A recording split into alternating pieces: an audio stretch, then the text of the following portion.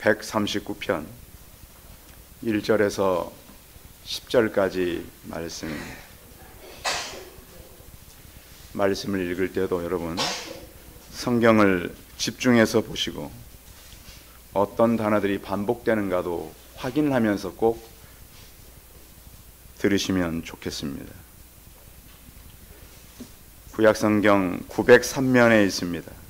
구약성경 903면 시편 139편 1절에서 10절까지 말씀을 봉독해 드리겠습니다. 여호와여, 주께서 나를 살펴보셨으므로 나를 아시나이다.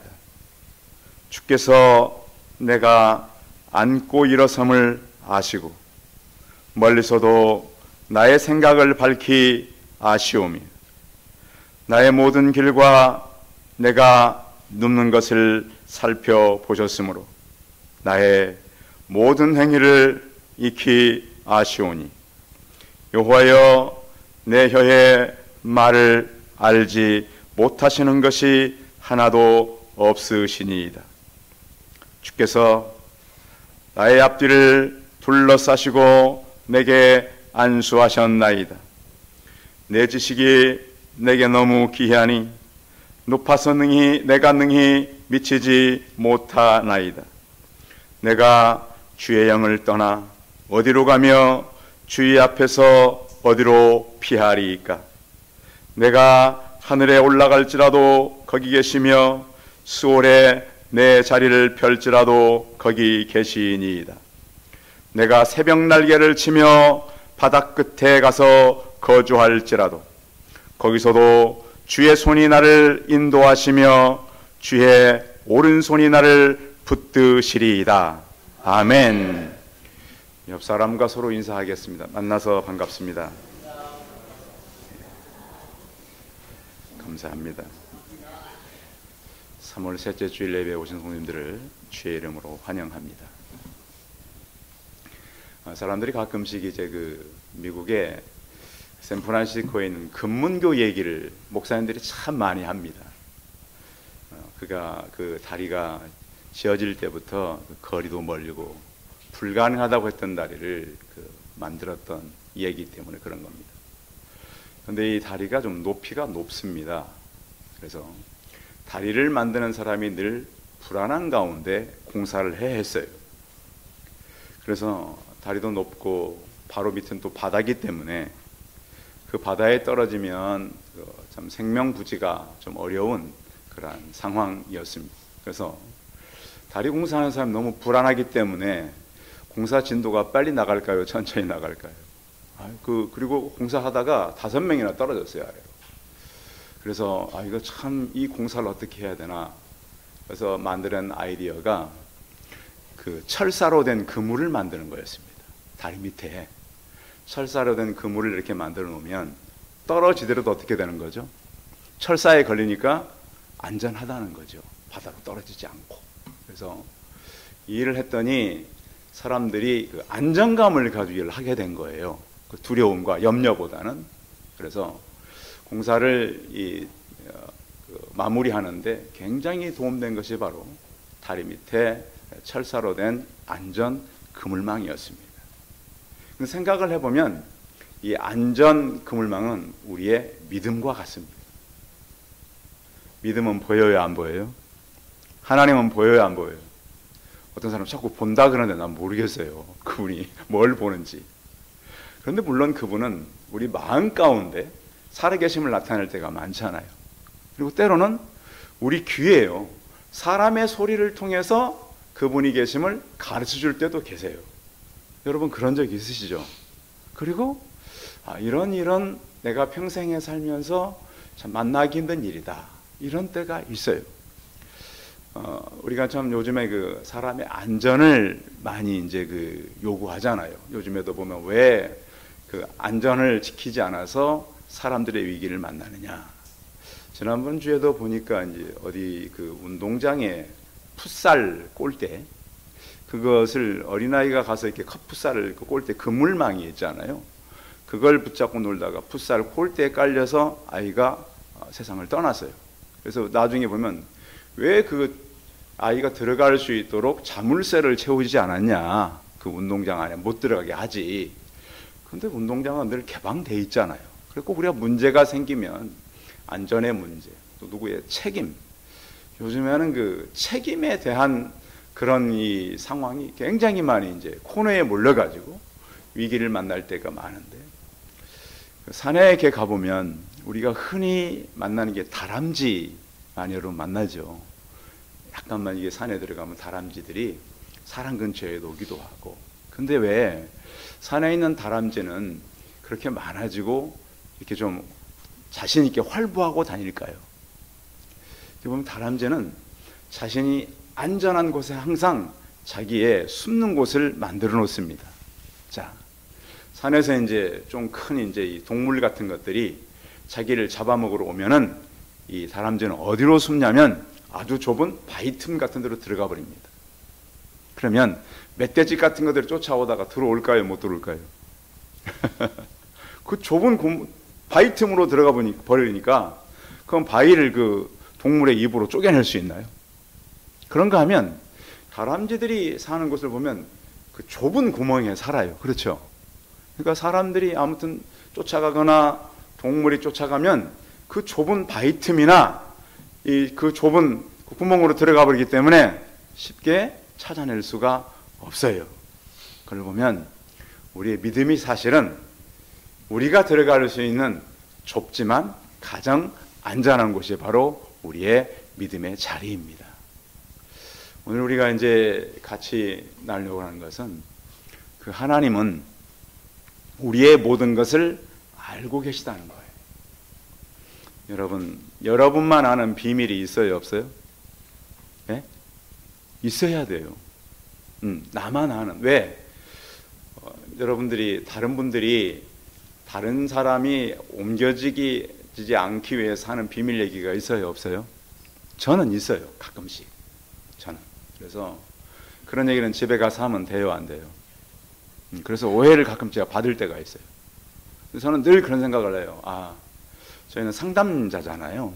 그래서 상담자가 가장 중요하게 지켜야 될 것은 비밀을 유지하는 건데, 물론 저도 연약하기 때문에 그런 비밀이 유지되지 않을 수도 있어요. 그러나 하려고 그래요. 그런데 하나님은 우리를 이 땅에 보내시고 우리의 모든 것들을 다 알고 계신다. 자, 오늘 성경을 읽으면서 제가 반복되는 걸 좀 지켜보라 그랬는데, 여러분 한번 1절부터 4절까지 안다라는 말이 몇 번 나오는지 여러분 찾아보셨어요? 안다, 안다, 안다. 몇 번 나와요? 4절까지. 그래요? 한 번 더 있지 않아요? 자, 1절에 몇 번? 한 번. 2절에 몇 번? 두 번. 3절에 몇 번? 한 번. 4절에 몇 번? 한 번. 다 합치면 몇 번이에요? 예?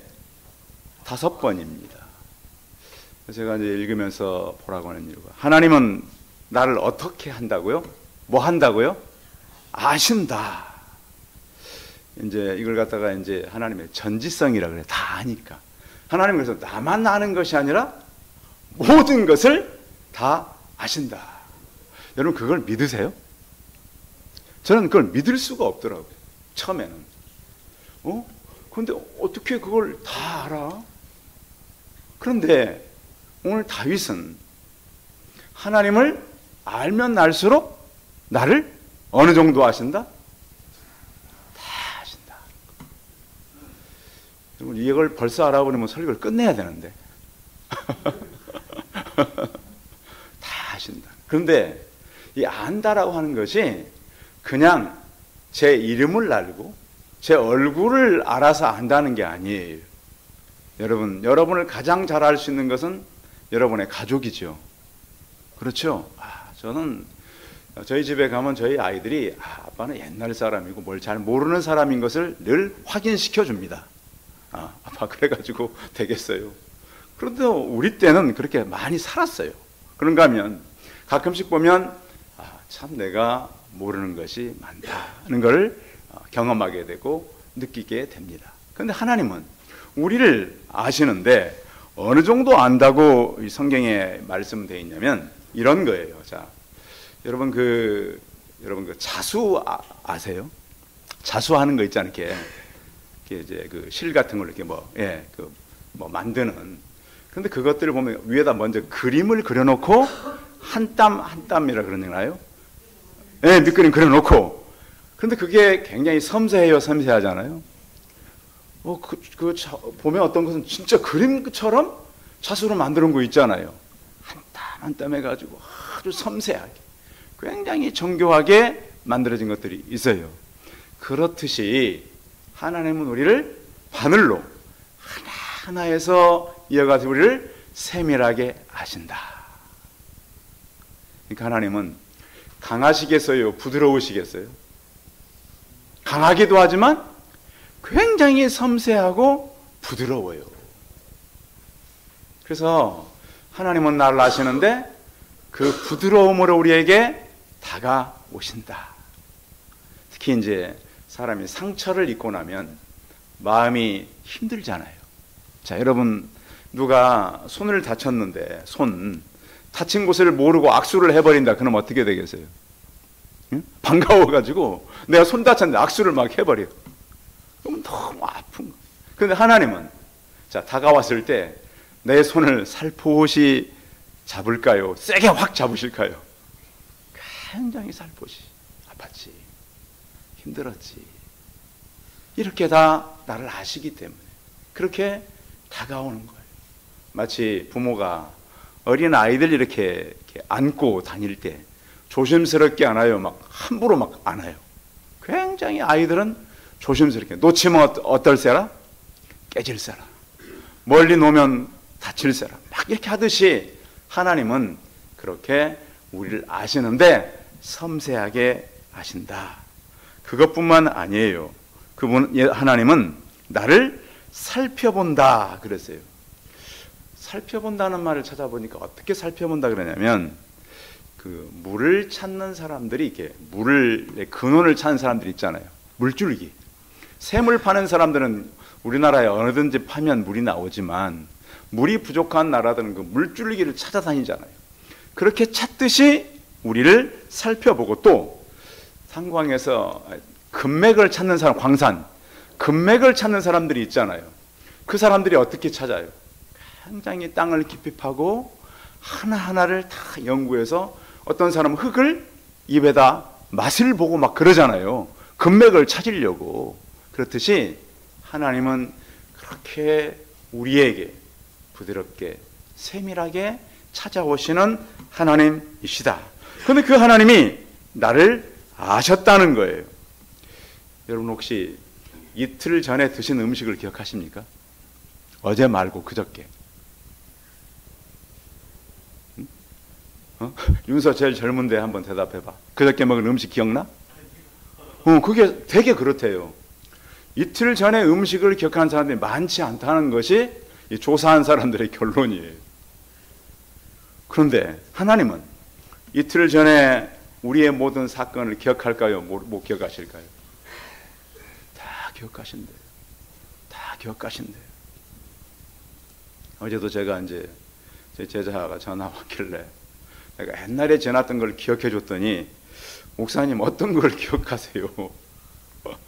그러니까 저희 아이가 그래요. 아이 아빠 최근 걸 기억을 잘해야지 옛날 것 기억 잘하면 뭐하냐고. 그런데 우리는 지나간 것은 잘 잊어버려요. 그런데 하나님은 우리 인생 전체를 아신다는 거. 이게 왜 우리를 5번이나 안다고 그런 것은 다윗의 모든 인생 전체를 하나님은 알고 계셨다는 거예요. 그런데 그 중에 하나가 뭐냐면 자 바로 이런 거죠. 2절 같이 읽어볼까요? 2절 다 같이 2절 같이 읽어봅니다. 시작. 주께서 내가 앉고 일어섬을 아시고 멀리서도 나의 생각을 밝히 아시오며. 나의 앉고 일어서는 걸 안다 모른다? 앉고 일어서는 건 우리 자유잖아요. 그런데 하나님은 그것까지 아시고 또 멀리서도 무엇을 아신다고요? 나의 생각을 아신대요. 제가 왜 아까 찬송하다가 일부러 반복해서 말씀드렸을까요? 집중해서 하라고. 왜? 예배를 받으시는 분은 누구예요? 근데 찬송은 하고 있는데 엉뚱한 생각하고 있으면 예배를 받으셔요, 안 받으셔요? 예배자가 아니잖아요. 예배자는 예배할 때 누구에게 집중하는 거예요? 하나님께 집중하는 거예요. 왜? 나를 아시니까. 그래서 여러분들이 예배를 집중 못한다면 제가 잘못 예배를 인도하고 있는 거예요. 그래서 찬송을 집중해 같이 부를 수 있도록 가사를 불러드린 거예요. 근데 우리는 가장 그래서 중요한 게 뭐냐면, 오늘 다윗은 한번 따라하겠습니다. 내면의 질서. 그거예요. 지금 하나님은 나의 모든 것을 알고 계신다라고 하는 내면의 질서가 잡혀야 돼요. 그 질서가 안 잡히면 평생을 우리가 살아도 하나님 앞에 서는 것이 아니라 사람 앞에 서고 문제 앞에만 서는 거예요. 근데 우리는 늘 누구 앞에 서 있는 거예요? 하나님 앞에. 그래서 그 하나님은 모든 것을 다 아신다. 전지하신 하나님, 능력의 하나님을 우리가 성경을 통해서 볼 수 있는 것입니다. 그런데 그 하나님은 우리가 피할 수 있어요? 피할 수 없어요? 자, 피할 수 없어요. 4절 읽어봐요. 4절 다 같이 시작. 여호와여, 내 혀의 말을 알지 못하시는 것이 하나도 없으시니이다. 내 말을 다 알아요, 몰라요? 근데 하나님은 어떤까지 아시냐면, 앞으로 우리가 어떤 말을 할 것까지도 아셔요. 그거 여러분 알고 계셨어요? 여러분, 1시간 이후에 우리는 무슨 말 할지 알아요, 몰라요? 네, 확인해 드릴까요? 성경에서 예수님이 베드로에게 그러셨어요. 오늘 밤 닭 울기 전에 내가 나를 몇 번 부인하리라? 그래요. 앞으로 할 말을 아셔요, 몰라요? 아는 거예요. 여러분, 두렵지 않으면 이 말씀을 다시 생각하고, 그래, 우리는 말을 쉽게 하는데 앞으로 우리가 할 말을 하나님은 아신다, 모르신다? 아신다. 그래서 우리는 성경을 보면서 잠깐 긴장함과 좀 두려움이 있어야 돼요. 우리가 1시간은 밥을 먹고 이제 교제를 나누고 있겠죠? 그때 할 말도 하나님 아신다, 모른다? 야, 그러고 보니까 우리의 존재가 그냥 사는 존재가 아니라는 걸 여러분 성경을 통해 확인하시기 바랍니다. 저는 그래서 그런 생각을 갖습니다. 미래는 우리가 하나님을 더욱더 찬송하는 혀가 되었으면 좋겠다. 그 하나님을 간증하는 혀가 되면 좋겠다. 그런 소망을 갖습니다. 그래서 오늘 시편을 통해서 다윗이 자기 말도 혀의 말을 알 뿐만 아니라 하나님은 앞으로 우리가 무슨 말을 할지도 다 아시는 하나님. 그래서 저는 우리 성도들이 저와 함께 최종적으로 하나님을 찬송하고 하나님의 영광을 나타내고 영광에서 영광에 이르는 그런 성도들이 되시기 바랍니다. 그래서 우리를 부르신 것입니다. 그래서 시편 21편 2절에 보면 그의 마음의 소원을 들어주신다 그랬습니다. 여러분 확신하고 기도하시기 바랍니다. 그 마음의 소원을 어떻게 한다고요? 들어주신다고요. 옛날에 어느 가수들이 그런 노래 제목에서 내 소원을 말해봐. 기억나세요? 우리 청년들은 기억할 것 같은데 그런 가수들이 있었잖아. 그 노래 제목이. 그런데 그 노래 제목이 성경에 있더라는 거죠. 내 소원을 내가 들어주고 그의 입술의 요구를 거절하지 아니하셨나이다.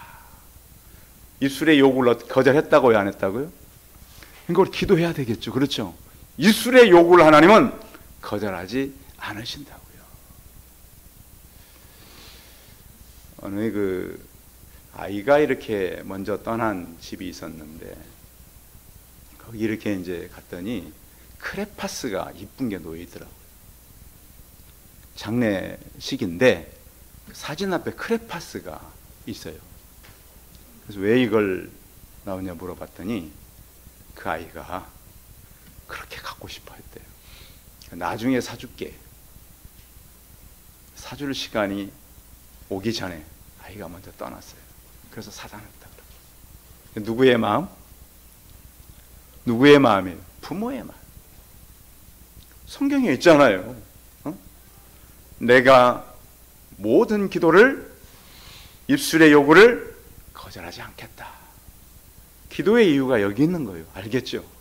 그래서 우리는 그 하나님께 내 모든 소원과 기도를 하는 것입니다. 그뿐만 아니라 5절 읽어볼까요? 5절 시작. 주께서 나의 앞뒤를 둘러싸고 내게 안수하셨나이다. 나의 어디를 둘러쌌다고요? 내 앞과 뒤. 내가 갈 수 있어요, 없어요? 하나님이 둘러싸고, 그리고 난 다음에 무엇을 하신다고요? 내게 안수. 여러분 안수 아시죠? 머리 위에 손을 놓고 기도하는 것이 바로 안수예요.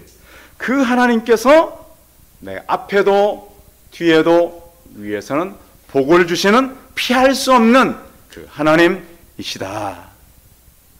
그래서 성경은 우리의 하나님이 내게 어떤 하나님인지, 그리고 이 지식이 어느 정도 놀라운가. 자, 5절 읽어봅니다. 6절 시작. 이 지식이 내게 너무 기이하니 높아서 내가 능히 미치지 못하나이다. 그래서 자, 우리가 하나님께서 우리에게 이제 창세기를 통해서 가장 많이 말씀해 주는 것이 누구예요? 야곱이에요. 그렇죠? 야곱이 그의 집을 떠날 때는 도망가다가 이 하나님을 만난 거예요. 그런가 하면 야곱은 외삼촌 집에 가서도 또 도망가다가 하나님을 만납니다. 그런데 그렇게 도망다니던 야곱이 어디서 죽어요? 죽은 곳이 어디예요? 애굽에서 죽잖아요. 요셉을 만나고. 그렇죠? 그런데 하나님께서 창세기 27장에 보면 내가 어디를 가든지 너를 이끌며 너를 어디 땅으로 돌아오게 하겠다고요? 이 땅으로. 자, 근데 그 땅으로 돌아왔나요? 시신이 갔잖아요. 맞죠? 죽었을 때 요셉이 그 어마어마한 장래 행렬 이끌고 어디로 갔어요? 가나안으로 가서 막벨라굴 아브라함이 정해놓은 그 땅에 가서 장례를 치릅니다.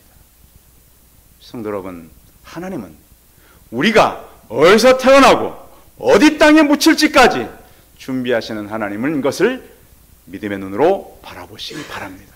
그걸 다 누가 정해놨어요? 우리는 지금 몰라요. 우리가 어느 곳에서 태어난 곳은 알지만 어디에 가서 우리 인생이 끝날지는 모르지만 그것을 누가 정해놓으셨다고요?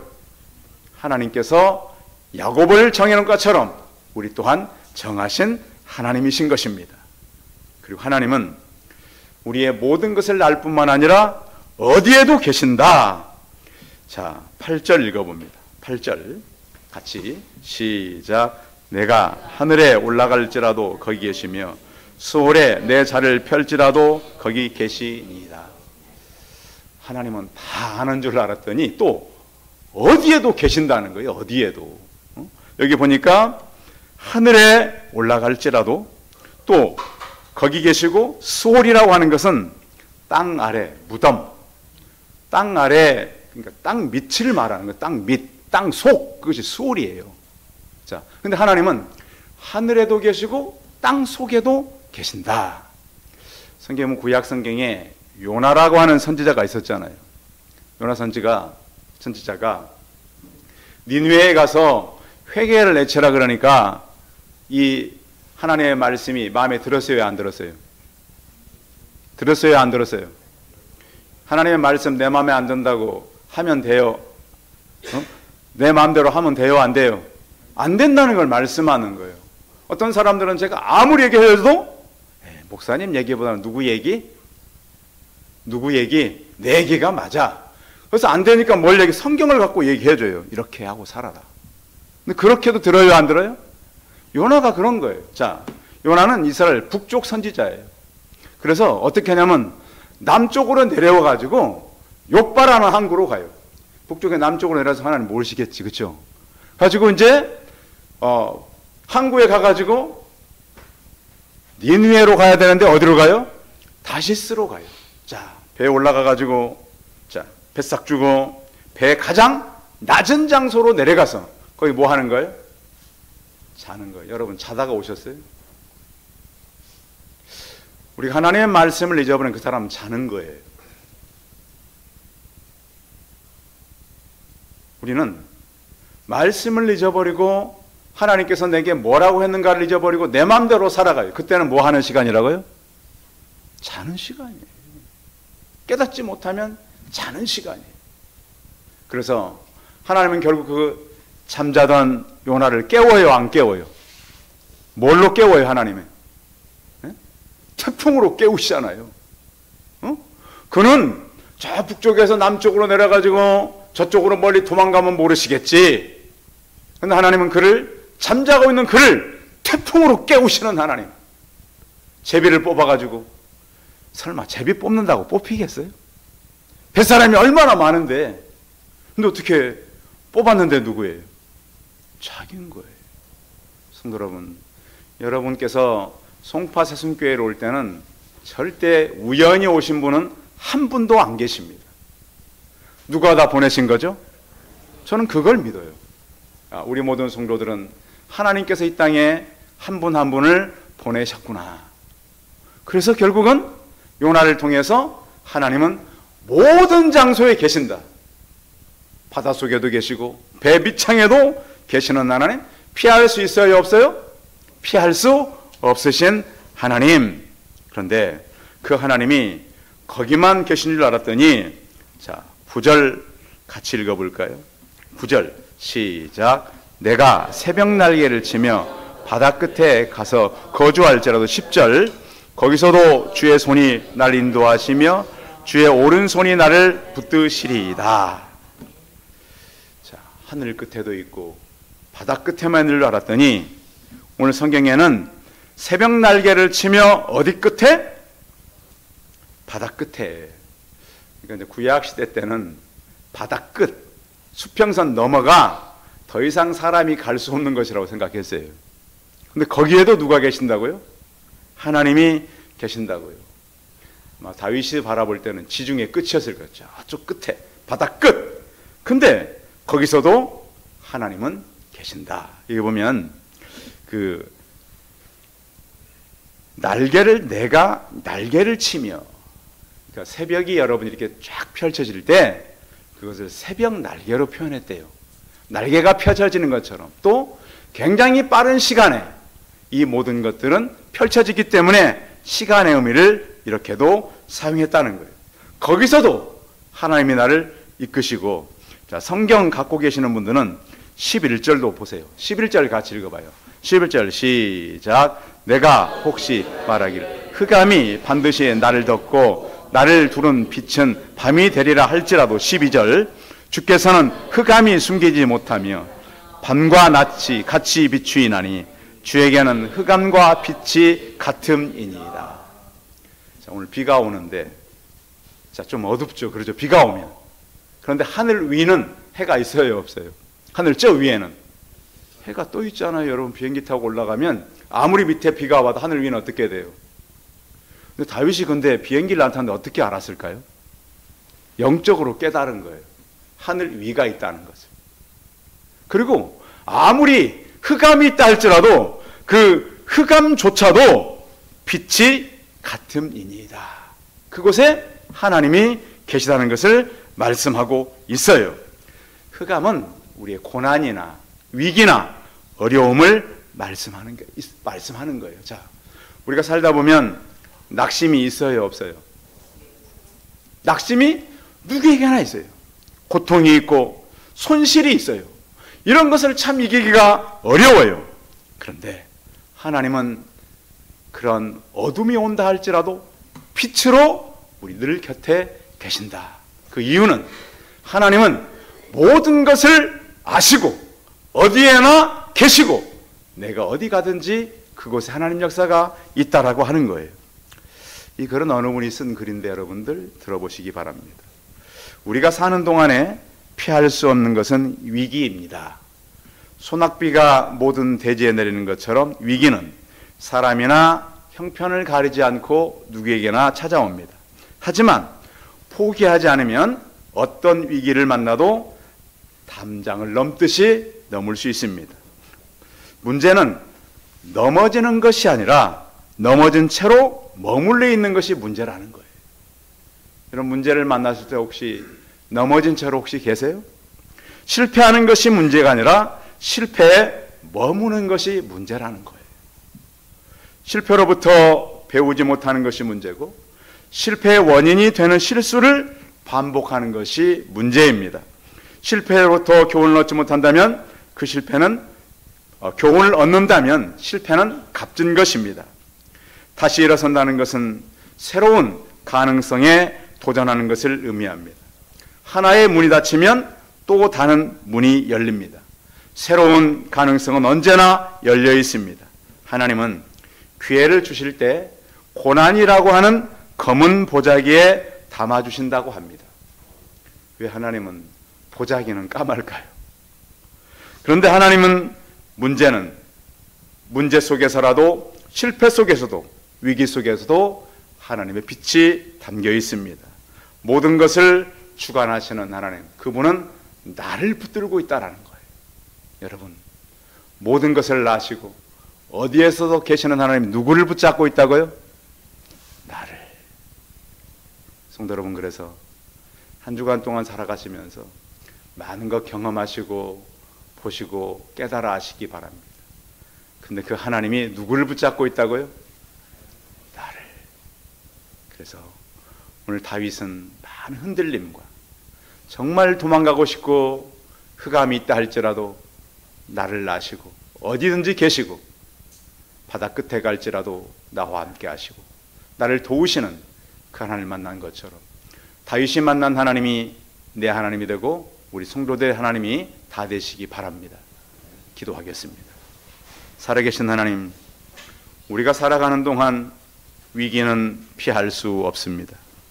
손실과 고통과 이 모든 것들이 우리에게 흑암으로 온다 할지라도 하나님, 우리가 하나님을 도망갈 수 없고 바다 끝에 거할지라도 하늘이라도 땅속이라도 그곳에 편재하신 하나님, 나를 아시는 모든 것을 주관하시는 살아계신 하나님, 하나님이 나를 붙들고 계심을 잊지 않고 살게 하여 주옵소서.